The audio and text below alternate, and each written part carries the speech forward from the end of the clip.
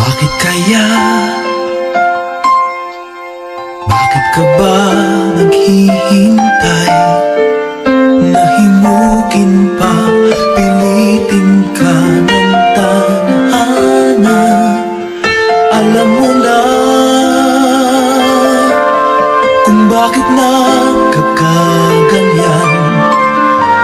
Lumulutang, nasasayang ang buhay mo at ang ibinubulong ng iyong puso.